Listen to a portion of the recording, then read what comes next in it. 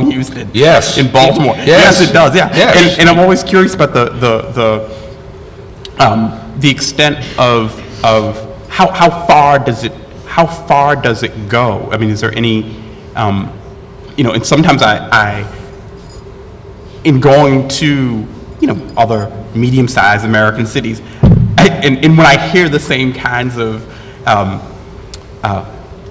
woes that other pockets of the country will have, or something outside of LA and New York, I'm actually heartened by them, because I kind of feel like it's like, oh yeah, we've been through that question in Chicago, but for some reason I feel as though it does. Certain forms of complaint, a certain kind of gripe that I feel like it's like, oh no, we're maybe a larger version of the Second City complex, and at least there's some comfort in that. Like it's like, oh no, I've gotten so used to those kinds of questions and complaints or whatever that it's no longer, it becomes a fixture or something. I think you'd be pleased to know that every city gets it. I was talking to my nephew just before I came over and was telling him what we were talking about, and he said he has an artist friend that keeps complaining. She grew up in London, that going back to London, it's so provincial. Because it doesn't have the kind of raw edge that other, you know, major cities have. So for her, London is second city. But yeah, but I think I was talking to Elizabeth earlier about the issue of like cheap rent, you know, the kinds of things that people want to pride themselves on, like, well, an artist community can bloom here, you know, it's very, very affordable. And for some reason, and I don't know when, I've started just shying away from the nature of that discussion, because I always think it's like, well, rent is much cheaper in Peoria. Like, it's like, you know, you can't. It's like, if we're going to race to the bottom in that respect, how come it isn't going on over there? So there must be other intangibles that do make something,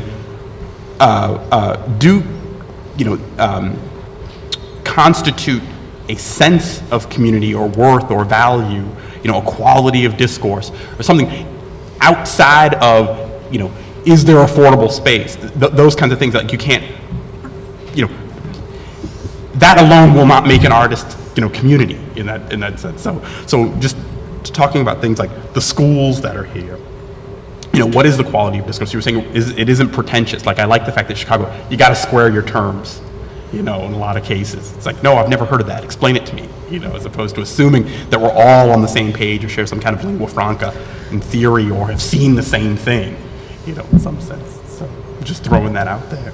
Well, I spend a lot of time traveling around to smaller cities, and spend a lot of time in a very small city that actually calls itself City of the Arts, and it has maybe one gallery. That's Winston-Salem, North Carolina.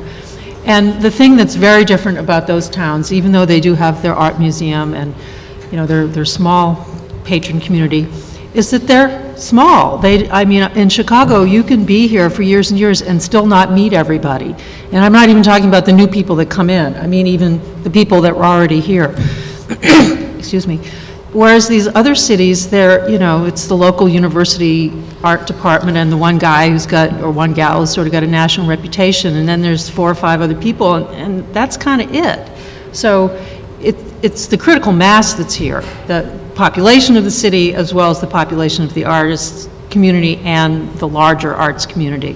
It's really pretty special. I mean, Seattle is a small town.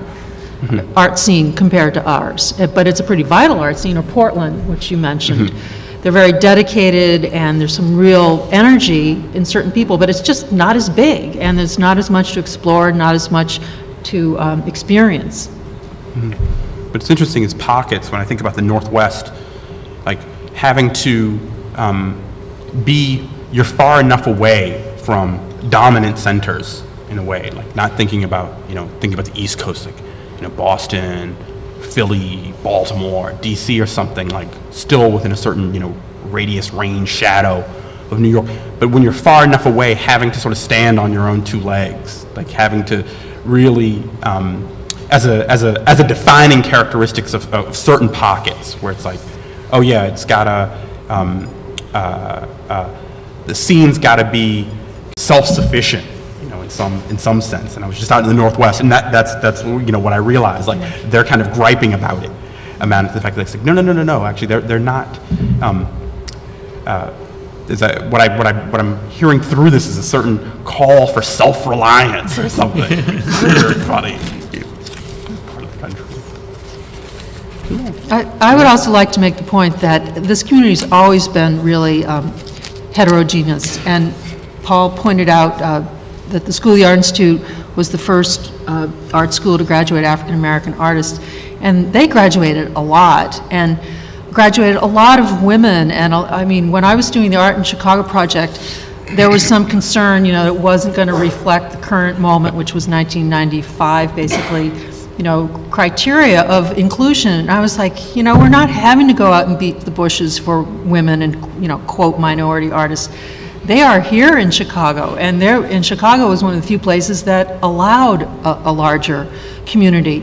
And even back in the, I don't know the pre-war history as well, but back in the 40s and 50s, there were, you know, pretty conceptually oriented artists, certainly in the 60s, that whole group around named Gallery, which was founded by, actually, some of you may not know this, Jerry Saltz, who's, of course, now the eminent art writer and lecturer, and some other people, Phil Berkman and others, who were completely conceptually oriented. They just didn't get as much attention because it was the pre-internet age. But even earlier than Name Gallery, in the late 50s, there were film groups, experimental theater, arts groups. There were a lot of really very heterogeneous types of activities that just didn't get onto the front page in a way they would now because of a different information distribution system. That's interesting, Paul, brought up the point about, you know, graduating artists, you know, African-American artists early on the Art Institute. One of the things, I mean, my big question is, like, where did they go? You know, who were they? What I want to know about them, because my feeling, especially in the last decade, with the sort of post-multicultural discourse, is that Chicago, in terms of the dialogue that's happening in terms of doing the show in the spring, Black Is, Black Ain't, one of the things, just looking around, realizing, wait a minute, they're already on, like, you know, Freestyle 2, Son of Freestyle, you know, chapter that, and also there's a scene out in LA in terms of, you know, African-American artists, you know, younger generation, none of which I felt was going on in Chicago. Like, and we knew about it largely through press, so we could say, oh yeah, we have a sense of it, but it was like, wait, no, this we're actually outside of, you know, I felt like it's like, wow, Chicago's actually been kind of a bubble. I mean, I really can't chart in terms of, you know, black artists, younger, going through the MFA program. I felt like it's like, man, it was pretty pretty sparse over the last 20 years, while the discourse of and rhetoric of diversity was going on, in fact, to the point where you hit the late 90s and it's like, friends get on the wire and they go, yeah, the element comes down. What's going on in Chicago? It's like, I got nothing to say. I don't know. I can't tell you. I can't, there really, you know, where were, you know, younger artists of color? So that was just my, you know, one of my... Sonny Valens. I heard of this artist named Sonny. No, yeah, that's true. But just as a way, just to point to really, I think, a specific set of moment, period, or chapter where I feel like it's like, wait, something else is going on, you know, elsewhere, and whatever the dynamic, you know, as much as we might want to pat ourselves on the back about it, but really my own on-the-ground vantage point and view of it has in fact been that it's like, it's actually, you know, whatever was happening in LA and in New York was not in fact happening here. In the 90s. Yeah, throughout the, largely throughout the 90s, when in fact that's exactly when the discourse of was going on, you know. Okay, should I open up to questions from the floor after that? Yeah, so. And I'll repeat the question. I'd hope Danny would say something here. Plug your show. The question is from Danny. Could we comment about the economics of culture in Chicago, a city sort of known